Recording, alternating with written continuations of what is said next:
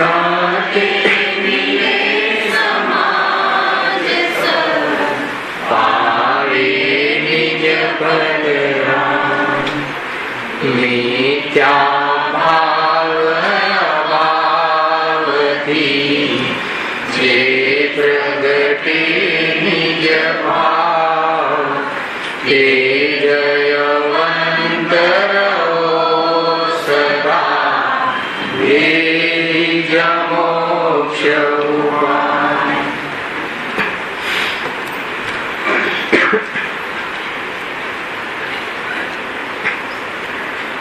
आज श्री मोक्ष मार्ग प्रकाशक ग्रंथ से बीजा अधिकार पर આપણે સ્વાધ્યાય ચાલી રહ્યો છે. सम्यक दृष्टि जी જે રાગથી પોતાને ભિન્ન માને છે, આ દેહનો આ રાગનો સ્વભાવના ભાવ છે, પરલોકનો આ લોકનો આ ચૈતન્ય લોકમાં અત્યંત ભાવ છે, એવી જેને દૃષ્ટિ થઈ ગઈ છે. અર્થાત તો મિથ્યાત્વ અને અનંતાનુબંધી કશાયનો ભાવ થઈ ગયો છે. એવો ચતુર્થ ગુણ સ્થાને ને પ્રાપ્ત થતો સમ્યક દૃષ્ટિ જીવ અને 13મા ગુણ સ્થાને રહેલા અર્યંત પરમાત્મામાં કોઈ અંતર છે કે નહીં સમજો. સમયસાર પણ અહીંયા ચાલે છે. આપણે ચરણાનો યોગનો અધિકાર પણ લીધો છે. બંનેનું સમન્વય હોવું જોઈએ. પ્રશ્ન એ છે કે રાગનો જ્ઞાનીને અવૃત્તિ સમ્યક દૃષ્ટિને અભાવ વર્તે છે. ક્યાં અભાવ છે? સ્વભાવમાં એનો અભાવ છે. એવી જેને દૃષ્ટિ થઈ ગઈ છે. પરિણામનો અભાવ નથી. ને તો ચોથા ગુણસ્થાન વાળો જીવ અને 13મા ગુણસ્થાને રહેલા આનંદ સુખી અર્યંત ભગવાનમાં કોઈ અંતર છે કે નહીં? શું અંતર છે? તો એ અંતર પડવું જોઈએ. જે અંતર છે તો પરલોકના ભયથી મુક્ત છે. આજે ગાથા 40 શ્લોક ગુરુદેવે પ્રશ્ન મૂક્યો કે જંગલમાં સિંહ આવે અને સમ્યક દૃષ્ટિ ત્યાંથી નીકળતું હોય તો ભાગે કે ન ભાગે? એટલે એવો પ્રશ્ન મૂક્યો હતો. સમ્યક દૃષ્ટિ ચતુર્ગુણ સ્થાન વાળા જીવની વાત છે ત્યાં. તો ગુરુદેવ શું કહ્યું રાજેશભાઈ? ભાગે કે ન ભાગે? અને એક બાજુ તો કહે છે સપ્ત ભયથી રહિત, મરણનો ભય નહીં, પરલોકનો ભય નહીં, આલોકનો ભય નહીં. અને એક બાજુ કહે છે કે ભાગે. ચૈતન્ય લોકમાં ઉભો છે. દેહ અને આત્મા ભિન્ન છે. દેહ મારો નથી. એના પ્રત્યે થતો રાગ પણ મારામાં ભાવ છે. એવી દ્રષ્ટિ થઈ ગઈ છે. રાગનો અભાવ નથી થયો. ગુરુદેવ કહે કે એવો થોડો જરીક વિકલ્પ તો આવે, અસ્થિરતામાં એવો ભય પણ રહે, પરંતુ આ જે ભય થવા વાળો ભાવ છે એ મારો સ્વભાવ નથી. એ એને ખ્યાલ રહેશે. ઢોંગ ન કરે કે ના હું ન ભાગું એમ, કેમ કે હજુ એટલી સ્થિરતા થઈ નથી. આપણે થોડું ઓર લઈએ.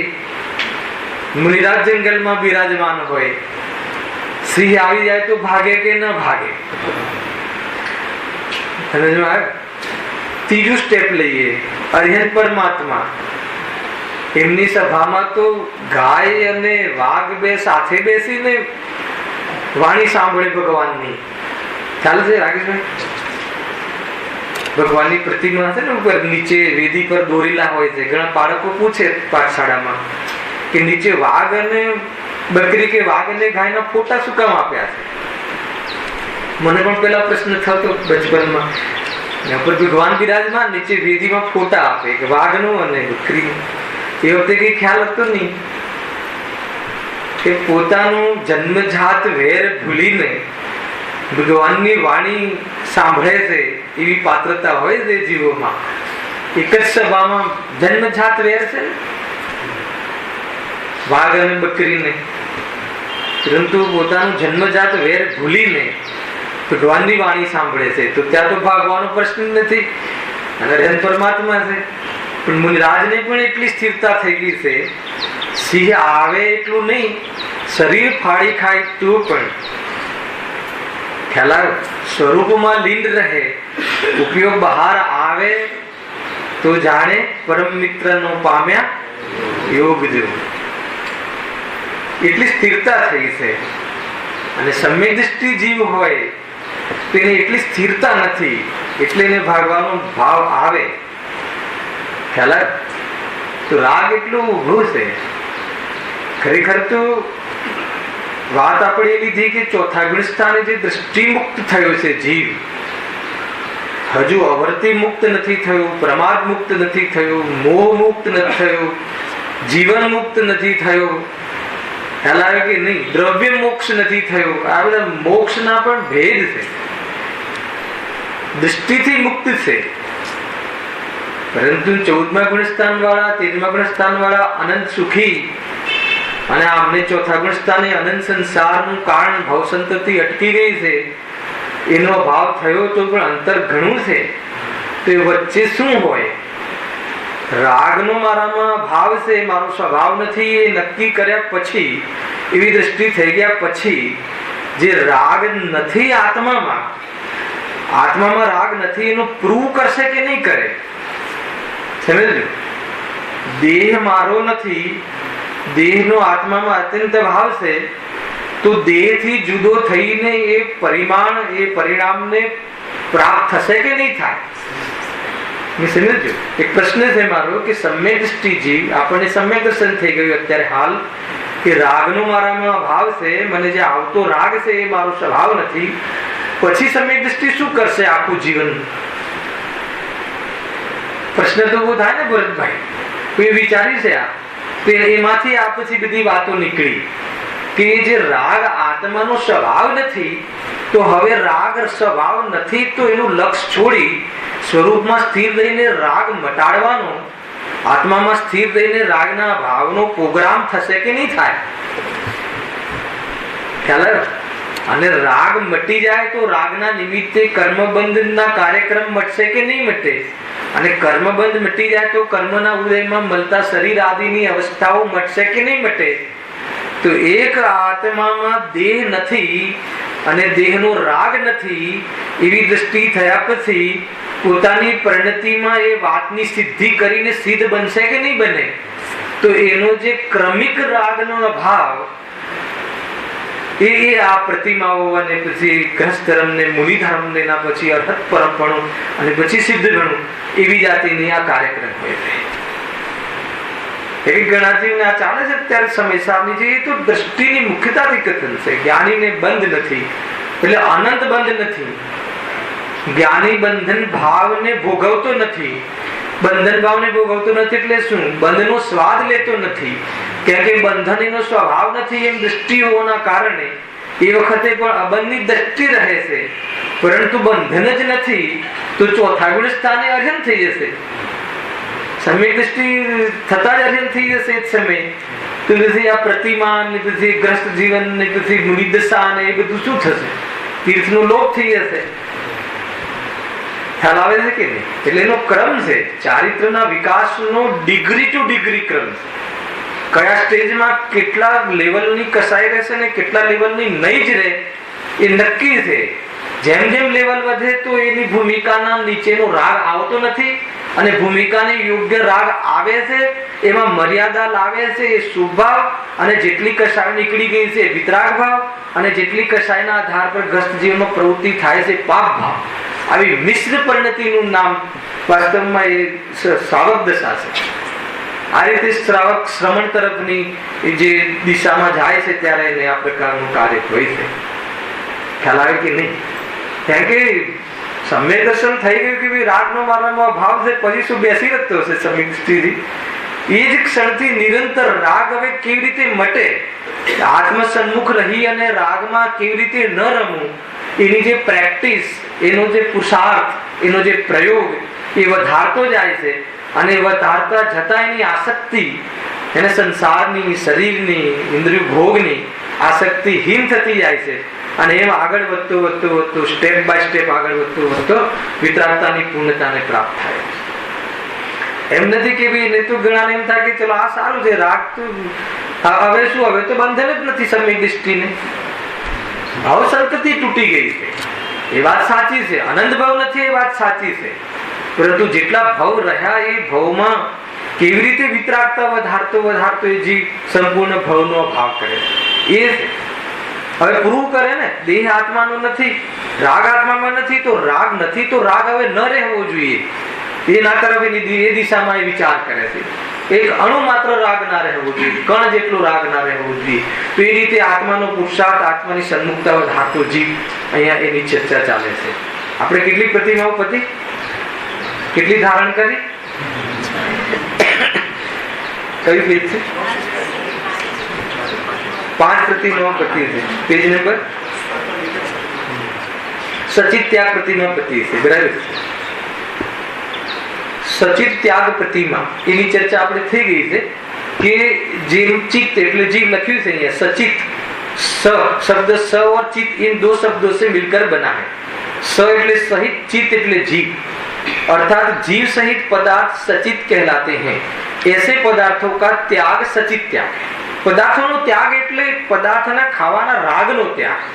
સમજો, હવે રાગનો ત્યાગ થયો નથી તો પછી એ રાગમાં મર્યાદા લાવે છે. તો કહે કે એવી જાતિના ભોજનના ભાવોમાં મર્યાદા લાવે છે. ખરેખર આ આપણને આસક્તિ ડાઉન થાય. તમને એમ લાગે કે આ તો આ બધી પ્રવૃત્તિ તો કામે લાગી ગઈ, આપણે તો એમ છે નહીં. આ ખરેખર તો કસાયો મટતી ગઈ, પાપ ઘટતા ગયા, અને જેમ જેમ પાપ પરિણત તીવ્ર કસાયો ઘટે એમ આત્મ સન્મુખતાના પ્રસંગો વધે. બસ વાત એટલી. પાપ પરિણામ ઘટે, તીવ્ર કસાયો મટે તો કસાયની મનતામાં સ્વરૂપના વિચારના અવસરો વધે, અને સ્વરૂપની સન્મુખતા વધે તો શુભનો પણ અભાવ થઈ જાય. ખરેખર તો શુભ અશુભ સંપૂર્ણ ભાવનો અભાવ કરવો છે. મૂળ તો વાત એ છે. ખરેખર જોવા જઈએ તો એક આત્મા, એક ચૈતન્ય સ્વભાવી છે, જ્ઞાન દર્શન એનો સ્વભાવ છે. એ જ આત્માનું વાસ્તવમાં સ્વરૂપ છે.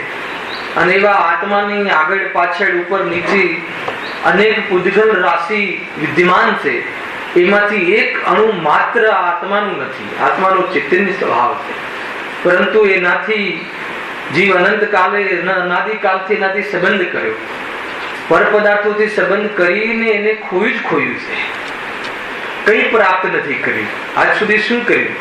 આ ચૈતન્ય સ્વભાવ, ચૈતન્ય ઘોડો, જ્ઞાન દર્શન સ્વભાવી, ચેતન જાણવા વાળો સ્વભાવ, એવા સ્વભાવથી યુક્ત આત્મા બિરાજમાન છે. એની આજુબાજુ આ દેહ, કોઈને રૂપાળો લાગે, કોઈને જે લાગે, એવી અનંત પૂતગલ રાશિ વિદ્યમાન છે. અનેક પ્રકારની અનંત પૂતગલ રાશિ છે.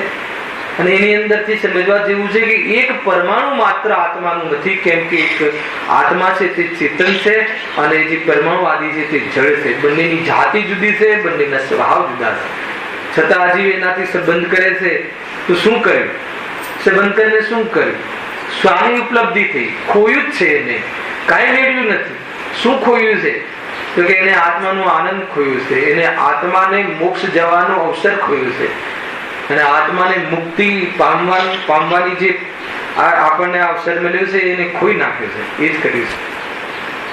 છતાં પણ કોઈ ભેદ વિજ્ઞાની જીવ, સમ્યક દ્રષ્ટિ જીવ, દેહ અને આત્મા જુદો છે એમ નક્કી કર્યું. હવે દેહ પ્રત્યેના ભાવ, એના પ્રત્યેના જે પરિણામ છે એને ક્રમથી કેવી રીતે ઘટાડે છે એની વાત છે. તો જેમ જેમ એની આસક્તિ ઘટે છે, જે આપણે લીધું હતું કે ભાઈ જે મસાલાની મર્યાદા, આટાની મર્યાદા, પછી એટલે શું આચાર ને, આચાર કે શું કહો તમે, અથાણાની મર્યાદા, 24 કલાક પછી અથાણામાં સચિત થઈ જાય છે, એમાં જીવ પડી જાય છે. પાણીની મર્યાદા. તો કહે છે કે એ કોઈને એમ થાય કે આ બધું ધ્યાન રાખવામાં પછી સામાયિક ક્યારે કરે? અરે આ બધું ધ્યાન રાખવામાં નહીં, એને તો જે એ સંબંધી મર્યાદા થઈ ગઈ, અને એ નિભે નહીં તો એવી જાતિની પ્રવૃત્તિઓ જ ન કરે. એટલે એનો ઉપયોગ બચે, એની બહારમાં કાર્યો બચે, તો એ ઉપયોગ લગાવે ક્યાં? જેટલી મૂડી બચે એ મૂડી સંપૂર્ણ આત્માના સ્વરૂપના ચિંતનમાં, મનનમાં, વિચારમાં, એમાં ઉપયોગ લગાવવામાં લગાવે. એમ છે કેમ કે તમારે કોઈ ભાઈ પૂછ્યું હતું કે તમે 3 દિવસના અને 7 દિવસ મેક્સિમમ શિયાળામાં, ચોમાસામાં 3 દિવસ, અને પર્યુષણ તો ચોમાસામાં આવે છે. આપણે આ 10 લક્ષણ પર્વ, ખરેખર 10 લક્ષણ પર્વ કહેવાય. પર્યુષણ એ શબ્દ આપણો છે જ નહીં, શ્વેતાંબર સંપ્રદાયમાંથી આવેલો શબ્દ 10 લક્ષણી ધર્મ કહેવાય છે. આ ખ્યાલ આવે? 10 લક્ષણ મહાપર્વ છે. તો એમાં પછી ચક્કી ચલાવાય કે ના ચલાવાય એવો પ્રશ્ન કોઈ કર્યો તો ખ્યાલ આવ્યો કે નહીં? તો જ્યાં અન્ય સંપ્રદાયોમાં ચક્કી ચલાવાય નહીં ને બધું, અરે તો ચક્કી ન ચલાવાય એનો અર્થ ખબર છે? કઈ ચક્કી નહીં ચલાવવાની? મોઢાની ચક્કી, એમાં મર્યાદા લાવવાની હતી.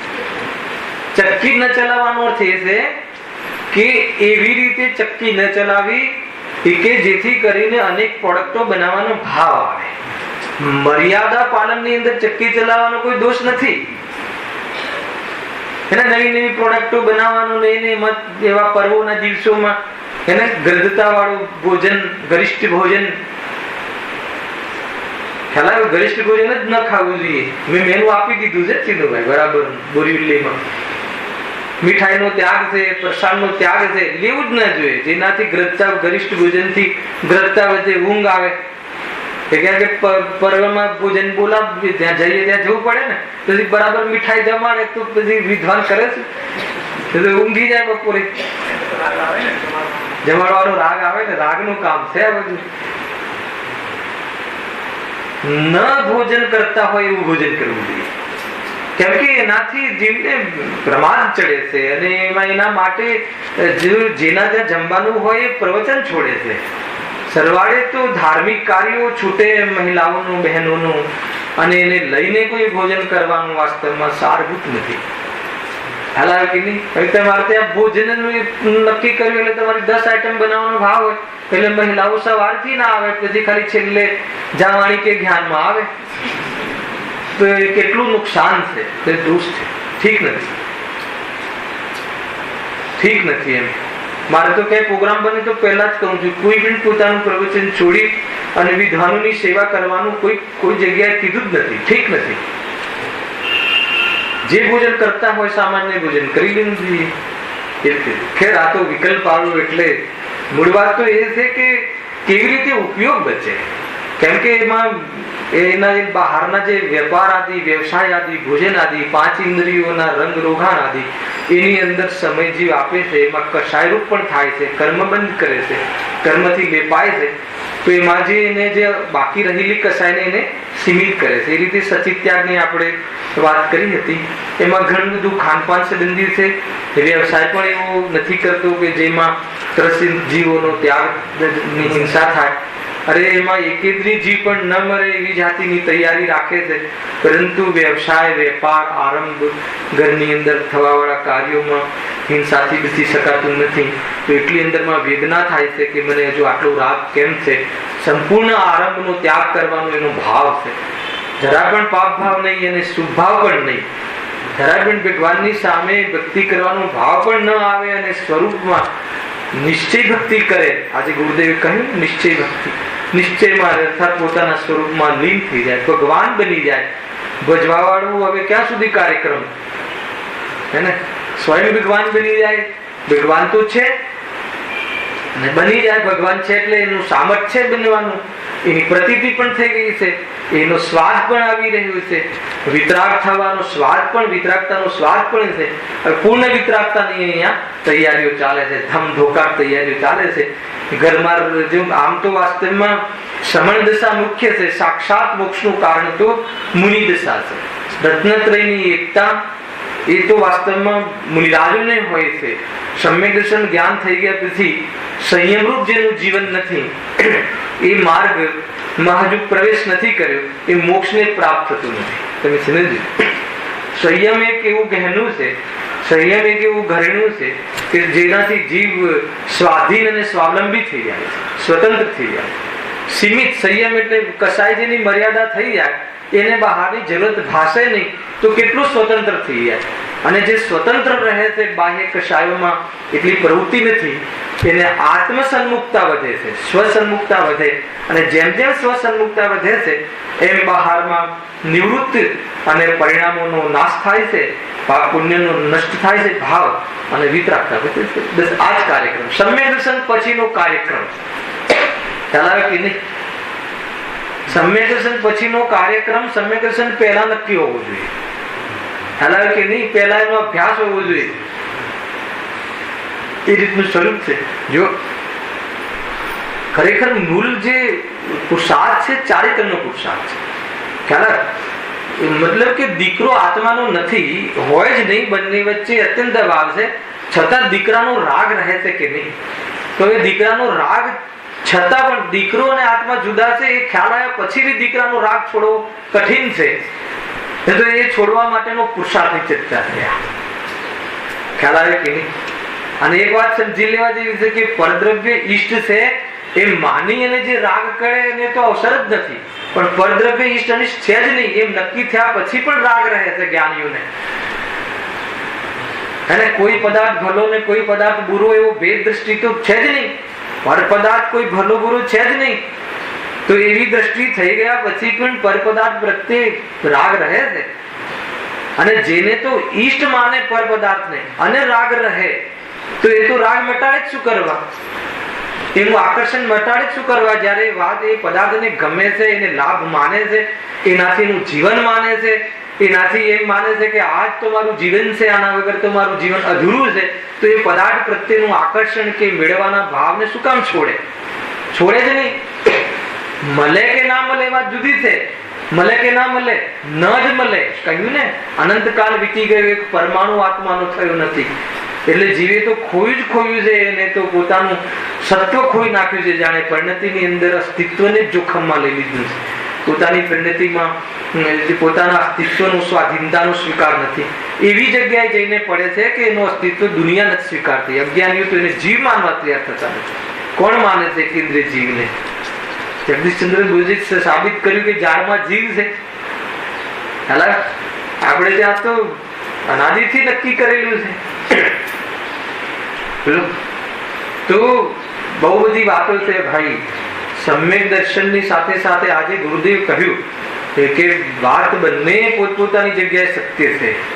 વ્રતાદિ જે છે એને એ આજે પણ એ તો જે જીવ શરીર સૂકવે છે માત્ર અને એમ માને છે કે મેં કઈ કર્યું તો કહે છે કે એ તો જીરો છે. એનો અર્થ એમ નથી કે વ્રતાદિ ન હોવા જોઈએ. વ્રત આદિ તો ધર્મ નથી, વાત એટલી છે. પણ વ્રતાદિમાં જે વિરક્ત થઈ અને સ્વરૂપમાં જવાનો કાર્યક્રમ છે એ જ કુંદકુંદેવને છે. એ જ કુંદકુંદેવ જે લખ્યું છે એમને મહાવ્રતના ધારી. કુંદકુંદેવ મહાવ્રતના ધારી છે કે નહીં? આચાર્ય છે, મુનિરાજ છે, સાધુ છે, નમોલો એ સર્વસામણમાં બિરાજમાન છે. અને એ પોતે એમ કહે છે કે આ મહાવ્રતનો જે મને ભાવ આવ્યો છે તો બંધન ભાવ છે. સમ્યક દર્શન સહિત વ્રતા તો હોય છે, સમ્યક દર્શન વગર તો વ્રત હોતા જ નથી. એટલે શું? વ્રત ન કરવા સમ્યક દર્શન વગર. પેલા સમ્યક દર્શન કરવું એમ તો લો, પછી વ્રત ન કરવા ચલો વાંધો નહીં, વ્રતાદિ નહીં કરતા. તો વ્રતાદિ ક્યારે હોય? સમ્યક દર્શન સાથે. તો શું કરવું જોઈએ? સમ્યક દર્શન. સમ્યક દર્શન માટે શું કર્યું? પોતાને પૂછજો પ્રશ્ન. સમ્યક દર્શન માટે કોઈ પુરુષાર્થ, સ્વપર ભેદ વિજ્ઞાન, વિચાર વિમર્શ, એને ખ્યાલ આવ્યો કે નહીં? કષાય અને જ્ઞાન બે જુદા છે એ સંબંધી કઈ તમારા સ્ટેટમેન્ટ, એ સંબંધી જીવનમાં મોહની મંદતા, એ સંબંધી ખસવાનો કાર્યક્રમ કઈ છે કે નહીં લિસ્ટમાં? કે નહીં? તો પછી કઈ વાત આવી? પછી એને તો કોઈ વાત બરાબર નથી ભાઈ. વ્રતાદિ એ સમ્યક દર્શન પહેલા પણ વ્રતાદિ હોય છે, સમ્યક દર્શન સાથે પણ વ્રતાદિ હોય છે, પછી પણ હોય છે. પણ એ સ્વભાવ છે. વાત એટલી છે એને આત્માના ધર્મને કોઈ સંબંધ નથી. પણ જે ધર્મ વધારે છે એની સિચ્યુએશન આવી હોય જ છે બાય ડિફોલ્ટ. જેને ધર્મ વધતો હોય છે એને બહારમાં વ્રતાદિ નિયમથી હોય. વાત એટલી જ છે. જ્ઞાની એટલે છે કે એ બંનેનો ભેદ એને ખ્યાલ છે. વાત ખ્યાલમાં આવે કે નહીં? આટલી મોટી ભૂમિકા અંદરમાં ખ્યાલ. બેલેન્સ ચિંતન હોવું જોઈએ. બેલેન્સ એટલે શું? એનાથી પણ થાય ને એનાથી પણ થાય એમ નહીં. વ્રતાદિ જીવી થાય, કોઈ વ્રતાદિ કરીને મોક્ષ જતો રહેતો અને કોઈ સ્વરૂપમાં રહીને. તો એમ નહીં, સ્વરૂપમાં રહેવા વાળાને વ્રતાદિ જ્યારે સ્વરૂપનામાં ન રહે ત્યારે હોય છે. અને એ વ્રતાદિ એમાં શુભ ભાવ જે હોય છે અને શુદ્ધ ભાવ બંને જુદા છે, એવું બેલેન્સ હોવું જોઈએ. એ રીતે હે હા, સ્વરૂપમાં ન રહે ત્યારે જ હોય ને. સ્વરૂપમાં રહે ત્યારે વ્રતાદિ ઉપયોગ રૂપ તો હોતા નથી. ઉપયોગ રૂપ તો ક્યાંથી હોય? જ્યારે સ્વરૂપમાં રહે, સ્વરૂપમાં લીન રહે, ઉપયોગ સ્વરૂપમાં લીન રહે ત્યારે તો ભોજનનો ભાવ ક્યાંથી હોય? હા, એટલે જ્યારે સ્વરૂપમાં ન રહે ત્યારે ભોજનનો ભાવ આવે તો મર્યાદા કરે. એમ કેવી મર્યાદા કરે તો એ બધી આ ચર્ચા ચાલે છે. એ રીતે છે. અને એ શાના માટે છે, એના પાછળ ઉદ્દેશ શું છે? એને કશાય શુભ ભાવથી અંદર જાય છે એમ નહીં. એમાં જે મર્યાદા લાવવાનો કાર્યક્રમ છે ને, શુભ ભાવ, એ શુભ ભાવ છે. અને મર્યાદા લાવી અને ઉપયોગ જે એમાંથી નિવૃત્ત થયો એનાથી પછી સ્વરૂપમાં જવાનો પુરુષાર્થ. બસ વાત આટલી છે. હવે છઠ્ઠી પ્રતિમા. છઠ્ઠી પ્રતિમા પણ રાત્રિ ભોજનની ત્યાગની પ્રતિમા. અને ક્યાંક એને દીવા મૈથુન ત્યાગ પ્રતિમા, બે રીતે આ પ્રતિમાનું વર્ણન છે. રાત્રિ ભોજન ત્યાગની પ્રતિમા તો એ તો રાત્રિ ભોજન તો કુલાચાર છે. એ તો કુલમાં આચાર છે કે ભાઈ રાત્રિ ભોજન તો હોય જ નહીં. જૈનના ઘરે તો રાતમાં ભોજન કઈ રીતે હોય શકે? ખ્યાલ આવ્યો કે નહીં? એ તો કહેવાનો પણ કુલથી પણ જૈની નથી. ગજબ છે. રાત્રિ ભોજન જેના ઘરમાં ચાલતું હોય હે, ગુરુદેવને કોઈ પૂછ્યું પણ અમારે મુંબઈ વાળાને શું કરવું? એ મુંબઈ વાળાની નોકરી એવી ચર્ચગેટ જાય તો આવે જ 8 વાગે, તો શું કરવું? તો ગુરુદેવે કહ્યું કે શાસ્ત્રમાં કઈ એવું લખ્યું નથી કે જેને બોમ્બે વાળાના માટે કોઈ અલગ નિયમ હોય, એવું કહ્યું. હાલ એવી નોકરી ન કરવી, તો એવી નોકરી ન કરીએ તો પછી જીવને કોઈ વિશ્વાસ નથી. કોઈ વિશ્વાસ નથી કે બહારમાં, કેમ કે આ તો એવો જીવ છે ને, એને જોઈતું જ નથી. આ તો એ તો મજબૂરી છે. મુનિ દશા મજબૂરી રહિતની દશા છે. ગ્રસ્ત દશામાં મજબૂરી છે. તે મજબૂરીમાં પાપ કેવી રીતે ઘટે? અને અમુક ભૂમિકામાં તો અમુક પાપ હોય જ નહીં. અરે ઘણા લોકો રાત્રિમાં શોખથી ભોજન કરે છે. મજબૂરી વાત તો છેડો. ખ્યાલ અહીંયા તો છઠ્ઠી પ્રતિમા આટલી ઊંચી ભૂમિકામાં હવે રાત્રિ ભોજનની ત્યાગની પ્રતિમા. એ તો અહીંયા એ ભૂમિકામાં એમ કહેવું છે કે કોઈ માન લો કે સ્ત્રી હોય, એને બાળક હોય, તો એ બાળકને દૂધ આપવાનો જે ભાવ આવે છે માતાને, તો એને આ પ્રતિમાનો ભાવ ન આવે એમ કહે. મતલબ કે સ્વયં તો ભોજન કરે જ નહીં, પરંતુ બાળકોને કે મહેમાનોને રાત્રિમાં જે ભોજન આપવાનો ભાવ કે કઈ હે ને, માન લો કે સ્વયં તો દવા લે નહીં. કોણ? અણુવ્રતિ, જે પહેલી ભૂમિકા વાળો છે. પહેલી ભૂમિકા એટલે શું? પહેલી પ્રતિમા હોય, બીજી વ્રત પ્રતિમા હોય. તો વ્રત પ્રતિમામાં બી તો ત્યાગ છે, પરંતુ ત્યાં કદાચિત તે પોતાના દીકરાને દવા આપી દે રાત્રિમાં. પોતાના દીકરાને બહાર રાત્રિમાં તરસ લાગે તો પાણી આપી દે. અને કોઈ માતા હોય તો બાળકને પોતાનું દૂધ આપી દે. તો એ બી રાત્રિ ભોજનના ત્યાગમાં અતિચાર છે. શુદ્ધ રાત્રિ ભોજનનો ત્યાગ નથી. એ તો ક્રિયાની ઓરથી બતાવવામાં આવે. હજુ એટલો રાગ છે એમ, હજુ એને એટલો રાગ છે, દીકરા પ્રત્યે રાગ છે. ભોજન આપવાનો દોષ નથી, દોષ તો રાગનો છે.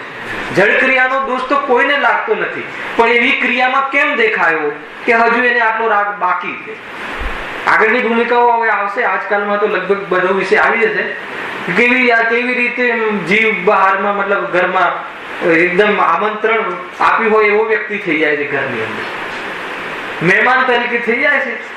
કોઈ કનેક્શન જ નહીં, બધા સંબંધો કટ થતા જાય છે. ખ્યાલ? તો એ રીતે રાત્રિ ભોજનના ત્યાગની પ્રતિમામાં એટલો અતિચાર પણ નથી લાગતો, અનુમોદના પણ નહીં. કોઈ કહે કે કોઈને માન લો કે બાળક જન્મ્યું તો પછી એ તો આ પ્રતિમા નહીં લઈ શકે, તો કે શું વાંધો છે? ન લે તો શું વાંધો છે?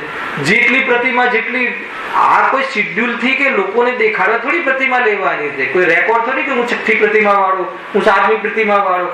એ તો એવી એ માતાને એટલો રાગ સહેજ હોય છે કે એને આ ભૂમિકા આવી શકે નહીં. સમજજો? એ તો બહાર નિમિત્તની ઓરથી પ્રધાનતાથી કથન છે કે બાળક હોય એને આ પ્રતિમા ન લેવી. શું કામ ન લેવી? અમે શું ગુનો કર્યો છે? બાળક હોય તો ગુનો કરે છે ને, બાળકનો રાગ છે તમને, બાળકની પ્રાપ્તિ કરવાનો રાગ હતો, હવે બાળક મળ્યું તો બાળક પ્રત્યેનો રાગ છે, તો આ ભૂમિકા તમને આવે એવી જાતિનું પરિણામ તમારામાં પુરુષાર્થ નથી, ભલે સમ્યક દ્રષ્ટિ હોય. ઉપાદાનની ઓરથી વિચારીએ તો આ રીતે અશુદ્ધ ઉપાદાન છે, હજુ તારું અશુદ્ધ ઉપાદાન છે, હજુ તારામાં એવી જાતિની શક્તિ જ વિતરાગતાની નથી જન્મી કે એ બાળક ના બાળકના અનુ છે તો બિચારાને તો એ જ તો એ તને જે રાગ આવે છે ને એ રાગની વાત, એટલે તું આ ભૂમિકામાં નથી. આ ભૂમિકામાં ન હોવું એટલો મોટો દોષ નથી, પરંતુ આ ભૂમિકામાં ન હોય અને આ ભૂમિકાનો આગ્રહ રાખવો એ બહુ મોટો દોષ છે. આ તમને ખ્યાલ નહીં રાજેશભાઈ, મારે ત્યાં તો વ્રતાદી બહુ ચાલે ને, તો આમાં રેકોર્ડ ચાલે કે હવે મારી જાહેર કરો સભામાં કે મેં છઠ્ઠી પ્રતિમા લીધી. હવે નાનું બાળક હોય, ધાવનું બાળક હોય, એને માતાનું દૂધ લેતું હોય, હવે રાત્રિમાં દૂધ આપવાનો ભાવ આવે વગર રહે નહીં, તો કહે કે આ ભૂમિકાને યોગ્ય વિતરાગતા નથી, તો નીચેની ભૂમિકામાં રહે.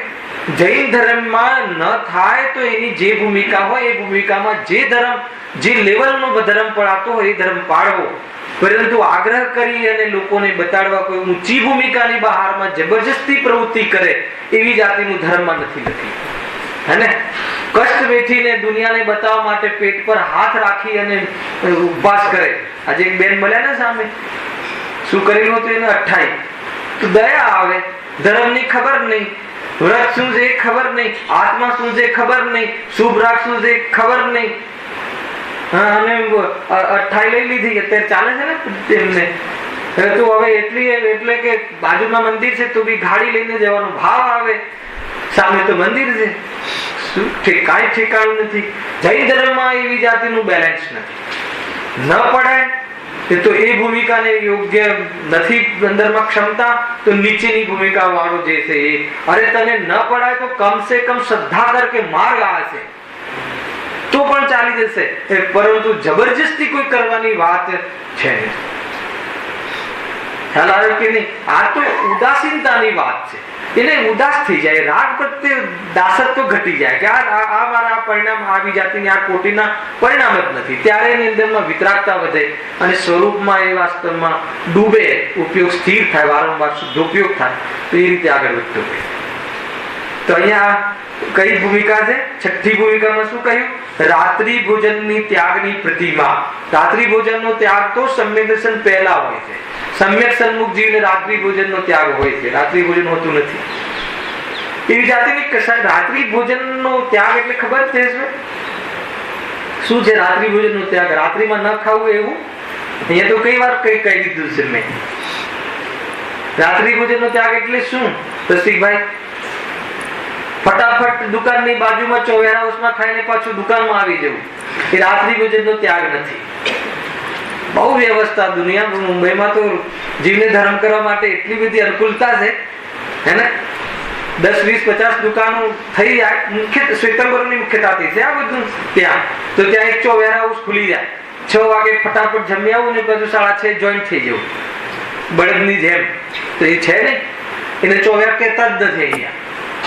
રાત્રિ ભોજનનો ત્યાગ એટલે રાત્રિમાં જ્યાં ભોજનનો ત્યાગ છે, તો ભોજન માટે વ્યવસાયનો ત્યાગ, એના માટે ઉપયોગ બહારમાં સંપૂર્ણ ત્યાગ, અને જે એ બહારમાં ઉપયોગ આ નિયમ કર્યો, ખાવાનો ભાવ આવે છે તો ખાવાની પ્રવૃત્તિ કરી, એ તો પાપ પ્રવૃત્તિ થઈ ગઈ, અને રાત્રિમાં નહીં ખાવીશ એવો વિકલ્પ કર્યો, એ શુભ ભાવ થઈ ગયો. હવે રાત્રિમાં એ જાતિની પ્રવૃત્તિથી નિવૃત્ત થઈ ગયો, ચોવિહાર, ચારે બાજુથી વિહાર કર્યો અને ઘરમાં રહ્યો, તો પછી શું કર્યું? તો પછી સ્વરૂપ સંબંધી પોતાના આત્માના સામાયિકના પ્રોગ્રામો ઘરે બેસીને કર્યા, એનું નામ વાસ્તવમાં ચોવ્યા છે, રાત્રિ ભોજનનો ત્યાગ છે. કોઈ કહે કે અમારી ડ્યુટી એવી છે, તમારી ડ્યુટી એવી છે, તો કોણે કીધું છે ડ્યુટી? એવી ડ્યુટી કરો, તો કે એનાથી પૂરું નથી થતું, તો કે ઓછું કરો, નાની રૂમમાં રહો, પરંતુ કોઈ એવી બાંધછોડ કોઈ કરે નથી થતું, એ અલગ વાત છે. પરંતુ અમારા માટે શાસ્ત્ર ચેન્જ કરો એ વાત ખોટી છે. ખ્યાલ આવ્યો કે નહીં? અમારા માટે નિયમો ચેન્જ કરો, એમ નિયમ તો આમ છે, મારાથી નથી થતું એ વાત જુદી છે.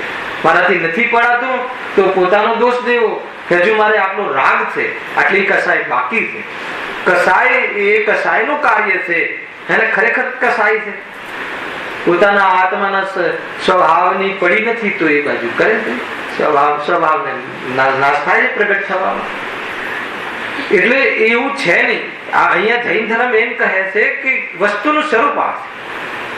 તારાથી નથી પડાતું એ તારો દોષ છે.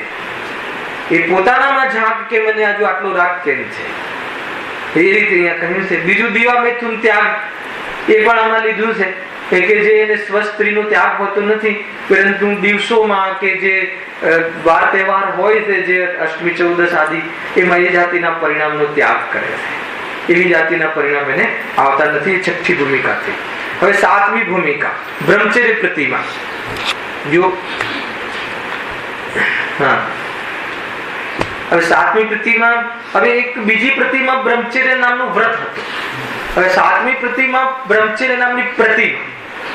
તો બ્રહ્મચર્ય વ્રત, અણુવ્રત અને આ બ્રહ્મચર્ય પ્રતિમા, એમાં શું અંતર છે કે ત્યાં તો સ્વસ્ત્રીનો ત્યાગ નહોતો. આ બ્રહ્મચર્ય પ્રતિમામાં સ્વસ્ત્રી સંતોષ દ્વારનો ત્યાગ થઈ જાય છે. એને ત્યાગ કરે છે એટલે હવે પરિણામ નહીં, અને એનાથી હવે એનું કનેક્શન બટી જશે. બીજું, ત્યાં તો બીજાના દીકરાઓના વિવાહમાં કોઈ એ જાતિના ભાવ નહોતા આવતા, એમાં અનુમોદના કરવી, પણ પોતાના દીકરા દીકરીઓના વિવાહ આદિના કાર્યક્રમમાં ભાગ લેતો હતો. સાતમી પ્રતિમામાં પોતાનો દીકરો કુંવારો હોય તો પછી કુંવારો હોય ત્યાં સુધી પ્રતિમા ન લે, પછી લે પરણાવીને તો ચાલે. ખ્યાલ આવ્યો કે નહીં? રાગ બાકી હોય તો આ ભૂમિકા ન આવે, અને રાગ તૂટી જાય તો કુંવારો હોય તો કુંવારો હોય, પણ પછી એને પરણાવવા જવાનો એને ભાવ ના આવે, કેમ કે એની અનુમોદના ના કરે. હાલમાં આવે છે કે નહીં? પોતાના ઘરની અંદર કનેક્શનો કટ થવા લાગ્યા. હવે એને સ્વસ્ત્રીના પરિણામનો ત્યાગ છે એટલે એનો વસ્તાર વધવાનો બંધ થઈ ગયો. હવે વસ્તાર ખ્યાલ આવે ને, એટલે હવે એને કુટુંબનો હવે તો કોઈ બાળક થવાનો પ્રશ્ન નથી. એટલે એનો જે વસ્તાર બંધ થઈ ગયો, અને એના દીકરા દીકરીઓને પણ એવી જાતિના વ્યવહારો પણ એને કટઓફ થઈ ગયા. કેવી રીતે કર્યા, શું કામ કર્યા? ધ્યાન રાખજો, આ તો ક્રિયાની ઓરથી નિરૂપણ છે, પણ એવી જાતિની કસાય મંદ થઈ ગઈ, અને હવે સ્વરૂપ સાધુ બનવાની એ બાજુ એની હવે તેજીથી હવે એ બાજુ આગળ વધી રહ્યો છે. જી ખ્યાલ આવે? આ છે બ્રહ્મચર્ય વ્રત. ગજબ છે ભાઈ સ્વરૂપ તો, હે. વર્તમાનમાં કોઈ આ વાતની ખબર ન હોવાના કારણે મુનિ દશામાં પણ કુંડળીઓ જોવે છે જીવ. કઈ રીતે એને મુનિ કહેવાય? હે ને? સભામાં બે શેઠિયાઓ વચ્ચે સંબંધ કરાવી દે. મુનિ અહીંયા સાતમી ભૂમિકામાં પોતાના દીકરાને વિવાહ કરવાનો ભાવ તૂટી જાય છે, તો તું મુનિ દશામાં આવી અને કોઈ શેઠિયાને કહે કે તારી દીકરી આને આપ, તો એવો ભાવ મુનિ દશામાં કેવી રીતે સંભવે? રાખે તો વિચારો અનિલભાઈ, સમજમાં આવે છે? હે ને રાજેશભાઈ? તમને તો બધી ખબર ના હોય, પણ અમને ખ્યાલ છે ને, છે કે નહીં અનિલભાઈ? વિચાર કરો ભાઈ. બરાબર છે નીતિનભાઈ? સમજાય શું કહું છું? આ ભૂમિકામાં આપણને ખ્યાલ આવે કે બ્રહ્મચર્ય નામની વ્રતિમાં ગ્રહસ્થ જીવનમાં, હજુ તો ઘરમાં છે, સંયોગમાં પત્ની છે, છૂટાછેડા લેવાની વાત નથી, પણ હવે એનું કુટુંબ વધે એવી જાતિના પરિણામ હવે એને હોતા નથી, એટલે એના પરિણામનો ત્યાગ થઈ જાય. તો એના જે બાળકો હોય અને કદાચિત એને એંગેજમેન્ટ કે લગ્ન બાકી હોય, તો જવાનો ભાવ જયારે અહીંયા તૂટી જાય, તો મુનિ દશામાં કોઈની કુંડળી જોઈ આપવાનો ભાવ ક્યાંથી આવે? ચિંતભાઈ બતાવો. આ ભૂમિકામાંથી એ ભાવ તૂટી જાય છે. તમે મારા કહેવાનો ઈશારો તમને ખ્યાલ આવે? તો સભા આવી હોય ને કોઈને બે જણને ગોઠવી આપે, અહીંયા પોતાના દીકરાના એંગેજમેન્ટ ગોઠવવાનો ભાવ જતો રહ્યો, તો પછી મુનિ દશામાં કોઈને સભામાં આવી જાતિની કોઈ પ્રવૃત્તિ ચાલે તો કેવી રીતે નમસ્કાર કરવાનો ભાવ આવે? તો કે સંભવ નથી. એ તો વાસ્તવમાં હે ને, એ તો પોતાને સાધુનું સ્વરૂપ જ નથી. અને સાધુ મનાવે તો ગુરુદેવ કહે છે કે નિગોદનો બંધ થાય છે, અવસર ચાલ્યા જશે. તો બધો દોષ છે ભાઈ, એ તો બધા દોષ છે. એ તો મોબાઈલ તો હવે આરંભ પ્રતિમા આવશે. હજુ વેપાર વ્યવસાય અહીંયા છૂટી જાય છે ઘરની અંદર. મુનિ દશામાં તો મોબાઈલ રાખવાની તો એને તો 3 ઉપકરણ હોય છે માત્ર: પીછી, કમંડલ અને એક શાસ્ત્ર. અને શાસ્ત્ર બી અધિકાર નહીં. શાસ્ત્ર બી અધિકાર નહીં. અહીંયા કોઈ વાંચવા કોઈ માગી લે ને, એ તો એ ક્યાં અધિકાર ન કરે. 3 વસ્તુ પર અધિકાર નહીં. અને એનો જે શાસ્ત્રનો એનો વાંચન માટે ઉપયોગ, પીછીનો જીવદયા માટે ઉપયોગ અને કમંડલમાં શરીરની જે ટોયલેટ આદિ ગયા પછીની શુદ્ધિમાં ઉપયોગ, એનાથી થોડો પણ વધારે ઉપયોગ થઈ જાય તો એને પરિગ્રહ નામનું પાપ લાગે, મુનિ દશા ન રહે. શું ગજબની દશા હોય, ખ્યાલ આવે છે કે નહીં? સાથે તો ન લઈ જાય શાસ્ત્ર, કદાચ એકાદ શાસ્ત્ર હોય તો કોઈ લે તો પૂછે બી નહીં, અધિકાર નહીં, અધિકાર ન જમાવે નહીં, આ શાસ્ત્ર મારું હતું. ખ્યાલ આવે શું ઊંચી દશા છે? તો મોબાઈલ ની તો વાત જ ક્યાંથી આવી ભાઈ? સમજમાં આવે છે કે નહીં? ગમે એટલું પાણી પડે તો કઈક રૂમાલ ટુકડો રાખતા હોય તો શું વાંધો છે લૂછવા માટે? તને ગુરુનો અવર્ણવાદ છે, તને ખ્યાલ નથી ગુરુનું સ્વરૂપ કેવું હોય.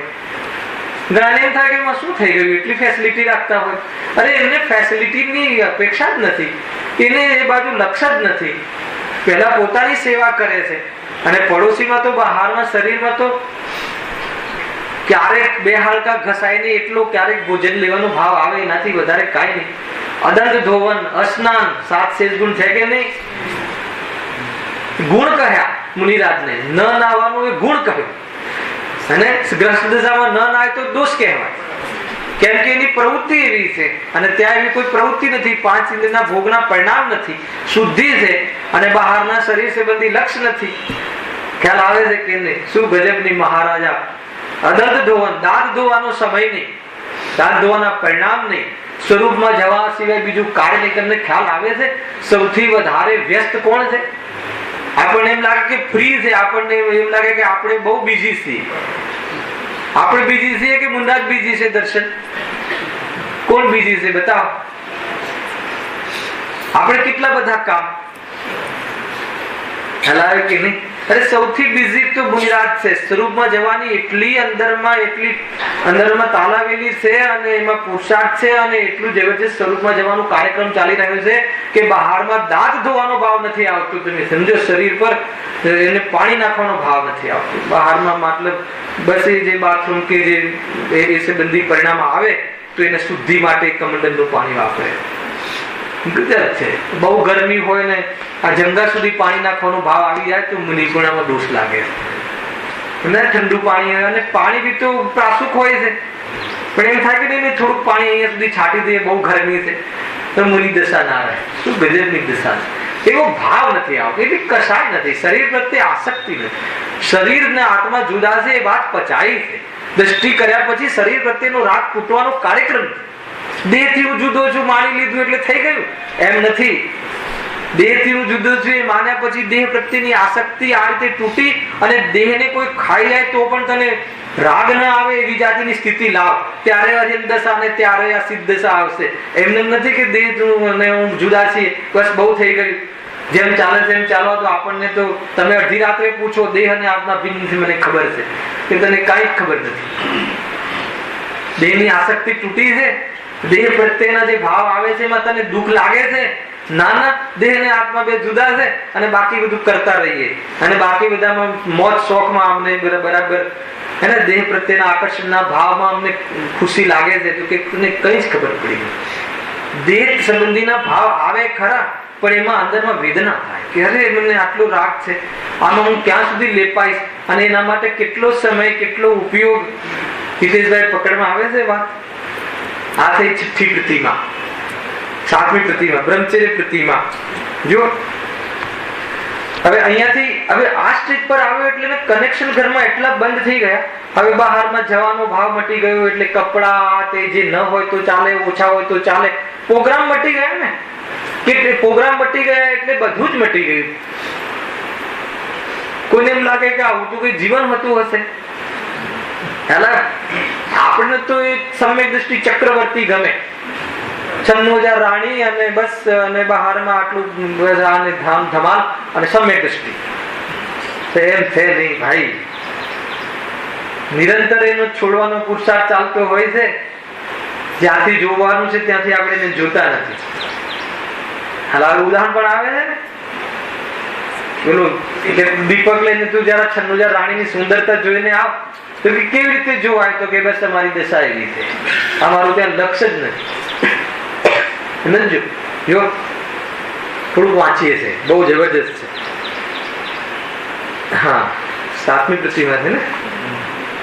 હા, એમાં એમ લખે છે कि जो नववार सहित विधि पूर्वक दिन रात ब्रह्मचर्य की आराधना करता है वह जगत विख्यात शिल शिरोमणि ज्ञाता जीव सप्तम प्रतिमा धारी है। नववार નો શબ્દ નવવાડ શું છે? નવવાડ વાડ એટલે શું કે ખેતરમાં ફસલ હોય અને એને બહારના પ્રાણીઓ ચરી ના જાય એના માટે આપણે શું કરીએ છીએ? વાડ. તો એ રીતે જે ફસલ પ્રાપ્ત થઈ છે કઈ વિતરાગતાની, તો એ વિતરાગતા લૂંટાઈ ન જાય કોનાથી? કસાઈથી. કસાઈ ચોર છે. રાગ આદિ રાગ વધી ના જાય કોના પ્રત્યે? બહારમાં અબ્રહ્મ ભાવ ન વધી જાય તો અબ્રહ્મવાદ પ્રગટી ન જાય એ માટે સ્વયં શું કરે છે? વાડ બાંધે છે. એવા 9 પ્રકારની વાડ અહીંયા લખી છે. જો સુરક્ષા, જો એક છે ધર્મ, એક છે ધર્મની વિકાસ અને એક છે ધર્મની રક્ષા. રત્નત્ર લૂંટાઈ ના જાય. કોણ લૂંટે? રાગ લૂંટે. રાગ વધી જાય એવા ક્ષેત્રમાં જ ન જાય. હજુ એને પોતાની કમજોરી ખબર છે. સમજો કોઈ પરદ્રવ્યથી રાગ વધતો નથી, પરંતુ મારી કમજોરી મને ખબર છે કે જો હું અત્યારે આ બાજુનું વલણ વધારીશ તો બની શકે કે મારો રાગ વધી જશે. અને રાગ શું વધી જાય? રાગ વધતા વધતા કદાચ એમાં સુખ લાગવા લાગશે તો મારું રત્નત્રય એમાં નષ્ટ થઈ જશે. સમ્યક દર્શન ગમી જાય.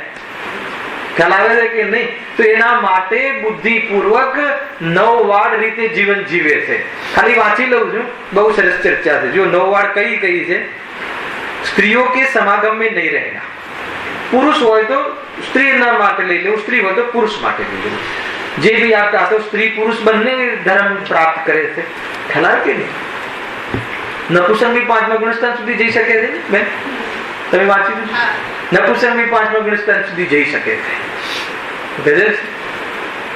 એટલે અહીંયાની વાત છે, નારકીની વાત નથી. નારકી 4થા ગુણસ્થાન સુધી જઈ શકે. આપણે શું કહેવાય, દેવ પણ 4થા ગુણસ્થાનથી આગળ ના વધી શકે. કેમ ના વધી શકે? શું ગુનો કર્યો છે? પણ એને એવી જાતિની પુરુષાર્થ નથી ચાલતું. સૌધર્મ ઇન્દ્ર હોય, સાહિક સંકીર્તિ હોય, અને અહીંયા સ્વયંભૂ રમણનો મગર હોય તો એ 5મ ગુણ સ્થાન વ્યક્તિ વિતરાગતા વધારે વ્રતી હોય. ગજબ છે ને. સંયમનો ભાવ નથી આવતો.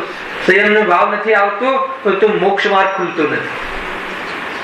ખ્યાલ આવે કે નહીં? મોક્ષ માર્ગમાં પ્રવર્તન કરવું જોઈએ. દિશા બદલાઈ ગઈ છે પણ પ્રવર્તન નથી. કીધું હતું ને આપણે પહેલા, સમય દૃષ્ટિ થઈ ગયો, દિશા બદલાઈ ગઈ, પરંતુ પ્રવર્તન ચાલવું જોઈએ, માર્ગમાં વધવું જોઈએ, વિકાસ એની વાત છે. જો સ્ત્રીઓ કે સમાગમ में नहीं रहना, તો આપણું પરદ્રવ્ય નહીં રહેના એટલે કે હજુ એની પોતાની કમજોરી છે.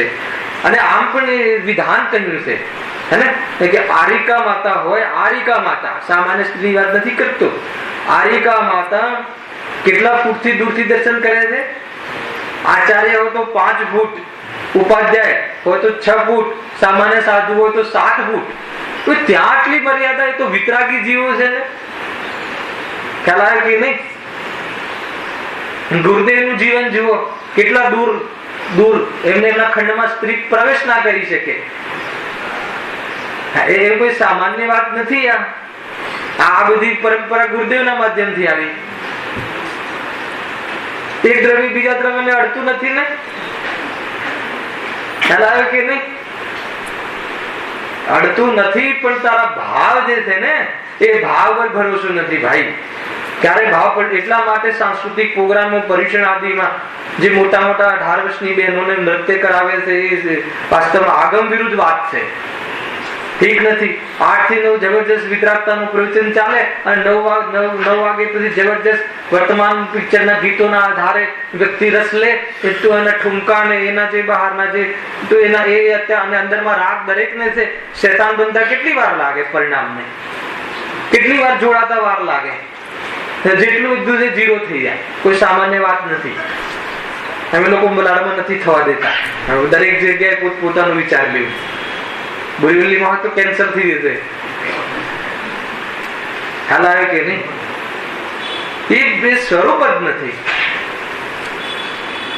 અરે માંડ તો જીવને ઠેકાણે લાવવાનો વાત ચાલતી હોય અને પછી તમે મનોરંજનના કાર્યક્રમ, એને કવિ સંમેલન રાખો અને એમાં પણ જોક્સ રાખો, જોક્સ ટાઈપ, તો એ છે નહીં. અને બાળકોને એ રીતે જોડવા એ ઠીક નથી. મંદિરમાં જે સભા, જે મંદિરની વાત છે, અહીંયાની જે સભાઓ છે એ સભાઓમાં મનોરંજન માટે નથી, આત્મરંજન માટે છે. અરે કવિ સંમેલનમાં પણ ઉપદેશ લઈને જવું જોઈએ, એ રીતની અંદરમાં કડીઓ હોવી જોઈએ. હાલો, નિમિત્ત ઉપાદાન, ક્રમબદ્ધ પર્યાય એવી જાતિના સિદ્ધાંતો સિદ્ધ થવા જોઈએ. એમાં આર્ટના માધ્યમથી, કલાના માધ્યમથી બતાવ. પ્રવચનમાં એક ધારું ચાલતું હોય, કોઈને ઉપયોગ ના સ્થિર રહેતો હોય તો આર્ટના માધ્યમથી પણ બતાવવાનું. તો વિતરાગતા સિવાય કોઈ પણ વસ્તુ બતાવી દોષ છે, અને એ બી ધર્મ ક્ષેત્રમાં. ભાઈ એટલે આ બધું સમજવા જેવી વાત છે ભાઈ. એટલે આ કહ્યું સ્ત્રીઓના સમાગમમાં એક વ્યક્તિ, ઇવન મારા જેવા વિદ્વાન પણ, સામાન્ય જીવન ધરાવતો જીવ પણ, કોઈ માતા બેન સાથે પૂરા સ્વાધ્યાય હોલમાં એકલા એ ચર્ચા ક્યારે ન કરી. આ બધું છે, એકલા એ ચર્ચા કરવાનું વિધાન નથી. બે ચાર બેન સાથે હોય, કાં તો પછી મતલબ કે અનેક પ્રકારના મતલબ આખી સભા હોય. ખ્યાલ આવે છે કે નહીં? કોઈ સામાન્ય વાત નથી, પણ भाई छे समझू तो पड़े. उन्हें राग और विकार दृष्टि से नहीं देखना. आ स्त्री એટલે એવું નહીં કે પત્ની પોતાના માતા હોય, બેન હોય, દીકરી હોય, દીકરીઓ હોય, એની સાથે પણ આટલું અંતર રાખે. એટલે એટલું જરૂરી નથી ખાલી સ્ત્રીનો રાગ, માતાનો રાગ પણ વધારો નથી ને, બેનનો રાગ પણ વધારો નથી ને, સાધર્મીનો રાગ પણ તોડવો છે. જ્યાં બાકીના રાગની તો શું વાત કરવી. ખ્યાલ આવે કે નહીં? સંપૂર્ણ રાગના ભાવની ચર્ચા ચાલે છે. જો પછી उन्हें राग विकार दृष्टि से नहीं देखना तो सामान्य बात से आम भी न जो जूझी. उनसे परोक्ष में विकार में जबरदस्त आ ज्ञानियों ની વાતો એની નજર ના પડે. આ સ્ત્રી સામે હોય, એની સાથે ચર્ચા ચાલતી હોય તો શું પહેર્યું છે, શું ઓઢ્યું છે, શું એવી જાતિનો ઉપયોગ ના લાગે. ખ્યાલ આવે કે નહીં? જેમ લક્ષ્મણ ને પૂછે છે ને કે શું જોયું, કે મને તો ખ્યાલ આવે કે નહીં? એવી નજર જ ના હોય, એની નજર જ ના પડે. શું કેવી પરમાત્મા પદ કોઈ સામાન્ય વ્યક્તિની પર્યાયમાં નહીં આવી જાય. તમે એમ નહીં સમજતા કે આવી જશે, એમ નહીં. આ બધી જ વસ્તુ એટલી પવિત્રતા, એટલી અંદરમાં કોમલતા, એટલી ધર્મ પ્રત્યેની દ્રઢતા, એટલી વિતરાગતાનો પ્રેમ, એટલા રાગ સંબંધી હટવાની તૈયારી, એમ થાય ત્યારે રાગનો અભાવ થઈ અને પરમાત્મા પદ આવે. ખ્યાલ આવે કે નહીં? એકદમ સામાન્ય વાત નથી કે ભાઈ બસ દેહ થી આત્મા ભિન્ન. એ તો પ્રારંભિક ભૂમિકા છે. દેહ અને આત્મા જુદા છે, એ પ્રાથમિક ભૂમિકા છે. અને આ તો બહુ મહાન ભૂમિકા છે. સમ્યક દર્શન પછીની બહુ મોટી ભૂમિકા. સમ્યક દર્શન, સમ્યક દ્રષ્ટિ, ચોથું ગુણસ્થાન, એ મોક્ષ માર્ગની સૌથી નીચલી ભૂમિકા છે. ખ્યાલ આવે કે નહીં? એના નથી વિતરાગતા થવું બહુ મહત્વનું છે. ગુરુદેવ કહેતા ને કે અરે કોઈ દ્રવ્યલિંગી મુનિ મળી જાય હે તો એક સમ્યક દ્રષ્ટિ, સ્વયં સમ્યક દ્રષ્ટિ, તો એ ભલે દ્રવ્યલિંગી મુનિ હોય તો હું સાષ્ટાંગ નમસ્કાર કરું. ખ્યાલ આવે છે? શું વાત હશે? એટલે શું આપણે આગળ આવવા વાળી વાત હશે બધી, કે બહુ સામાન્ય વાત નથી ભાઈ. ખ્યાલ આવે છે? કે એક પંખા વગર ન બેસી શકીએ, એ તડકાની અંદર બેસવા સંબંધી હે ને. એ બપોરે 12 વાગ્યાનો તડકો હોય અને શિખરની ટોચ ઉપર આત્માની લીલા કરતા હોય, સમજમાં આવે છે કોઈ વાત? સ્વરૂપમાં રમતા હોય, આનંદથી રહેતા હોય. જબરજસ્તીથી તડકો સહન કરવાની વાત નથી. એ તો ગુરુદેવ જે કહે છે વાત આવી ગઈ. તડકાનું જ્ઞાન થાય છે, પરંતુ તડકાથી દ્વેષ થતો નથી. નજર છે. એટલા તડકામાં એક વાદળું આવી જાય અને મતલબ કે સામાન્ય છાટ આવી જાય ઠંડીની, તો એનું જ્ઞાન થાય છે, પણ હા મજા આવી ગઈ એમ ન થાય. શું દશા હશે? આવે છે કે નહીં? બાકીની ચર્ચા કાલે કરીશું 9 વાળની અને 8, 9, 10, 11 પ્રતિમા જે છે, જબરજસ્ત પ્રતિમાઓ છે. કાલે એમાં આપણે વિતરાગતા કેવી રીતે વધારતો જે વિહરમાન થાય છે માર્ગમાં અને મુનિ દશાને યોગ્ય થઈ જાય છે, એની ચર્ચા આપણે કાલે કરીશું. સહેજાનંદી